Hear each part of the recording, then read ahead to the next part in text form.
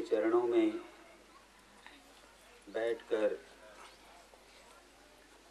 उपासना करने का अवसर प्राप्त हुआ है।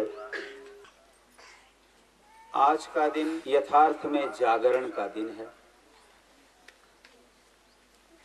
आज रात्रि की महत्ता है। जागृत अवस्था से जागृत अवस्था तक की प्राप्ति तक केवल उपासना में ही मग्न रहते हैं। आज के प्रातः काल से आने वाले प्रातः काल तक और इस बीच में हमें 12 घंटे की रात को भी जागते हुए उजागर रहते हुए उपासना में लगे रहना होता है। इसका तात्पर्य क्या है? तात्पर्य है कि हे जीव, तुम अहोरात्र जागते रहो, क्योंकि जागृति ही इस जीवन का लक्ष्य है। इस संसार में जो जागता है वही सब पाता है, और जो सोता है वह सब कुछ खो जाता है। हमारे गुरुजन, हमारे मनीषी, हमारे ऋषि महर्षि सब हमें एक ही उपदेश करते हैं और कहते हैं कि जागते रहो, जागते रहो, जागते रहो। इसीलिए आज रात्रि को दीप जलाकर हम भगवान शंकर के सामने रखते हैं, और उड़िया में उसे कहते हैं जागर।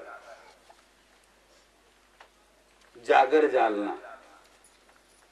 यथार्थ में दीप तो ज्योति है, और ज्योति को जलाने का अर्थ है कि आत्म ज्योति को जगाओ। हमारे अंदर हम हैं, लेकिन हमें अपने होने का ज्ञान नहीं है। हमें बाकी सबके होने का ज्ञान है। घर होने का ज्ञान है, पेड़ पौधा होने का ज्ञान है, जमीन जायदाद होने का ज्ञान है, शरीर के होने का ज्ञान है, लेकिन हमें हम खुद हैं और हम खुदा हैं, इसका ज्ञान नहीं है। यानी हम अपने विषय में ही जागृत नहीं हैं। तो दीप को जलाकर जागते रहो, इसका तात्पर्य है कि ज्ञान की ज्योति में अपना साक्षात्कार करो। जागोगे तो साक्षात्कार होगा। तो इसीलिए इस जागृति की रात्रि को हम शिवरात्रि कहते हैं। रात्रि मतलब जैसे स्वामी जी कह रहे थे, रात्रि सोने के लिए है। संसारी उसमें सो जाते हैं। दिन भर चेतन अवस्था में काम करते हैं, कर्म करते करते थक जाते हैं, तो रात्रि आते ही वो सो जाते हैं। रात्रि मोह का प्रतीक है, अज्ञान का प्रतीक है। और शिवरात्रि के माध्यम से, इस उपासना के माध्यम से गुरु हमें उपदेश देते हैं कि तुम इस रात्रि में जागो, अर्थात मोह से उठो, मोह दूर करो।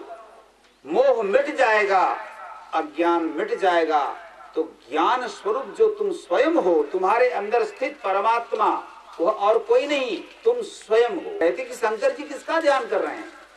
आप भी ध्यान करते हो तो किसका ध्यान करते हो? अंदर में जिस ज्योति को देखने का प्रयास करते हो, वह ज्योति तुम्हारे अपने सिवाय और कुछ नहीं है। वह ज्योति ही तुम्हारा अपना स्वरूप है, क्योंकि आत्मा की स्थिति को वेद में ज्योति के समान कहा गया है। अंगुष्ठ मात्र पुरुषोंतरात्मा सदा जनानां हृदय सन्निविष्ट। अंतरात्मा परमात्मा जो है हमारे हृदय के अंदर में ज्योति के रूप में है। कैसे ज्योति के रूप में? अंगुष्ठमात्रः पुरुषः ज्योतिरीवावधूमकः निर्धूम ज्योति के समान। तो ज्योति को जलाने का तात्पर्य है हम अपने आप को जलाएं, अर्थात अपने आप को आलोकित करें, अपने आप को जानें, अपने आप को प्रकट करें। किस माध्यम से? उसका तरीका क्या है? उसका तरीका है, कई तरीके हैं उसके। 3 मुख्य कांड है वेद में। पहला है कर्म, दूसरा है उपासना अथवा भक्ति, और तीसरा है ज्ञान। प्रथम में कर्म है। आज के दिन भी देखिए, ये मंडप बनाना, हवन कुंड बनाना, लकड़ी संग्रह करना, बिल्वपत्र संग्रह करना, उपासना के लिए किया गया सब कुछ कर्म कर्म के अंतर्गत आता है। वह कर्म अगर हम अपने लिए करते तो केवल कर्म कहलाता, लेकिन उस कर्म का हम विनियोग करते हैं भगवान शंकर के लिए। आज हम जो कुछ भी कर्म किए, यहां लीपा पोती किए, किसके लिए? शंकर जी के लिए। बिल्वपत्र लाए, परिश्रम किए, किसके लिए? शंकर जी के लिए। लकड़ी लाए, कुंड बनाया, पूजन किया, दूध लाए, अक्षत लाए, जितना भी कर्म किया, संग्रह किया, उस सब संग्रह किए हुए पदार्थों का समर्पण शंकर जी को हुआ। उनके प्रति जो हमने त्याग किया सद्भावना पूर्वक, वही हमारी उपासना है। उनके पास बैठे, वे किस आकार में है? लिंग के रूप में। लिंग का मतलब क्या होता है भाई? लयनात् लिंगमित्युक्तम।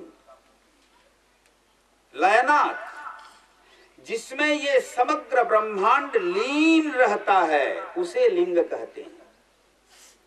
लिंग का मतलब होता है परमात्मा।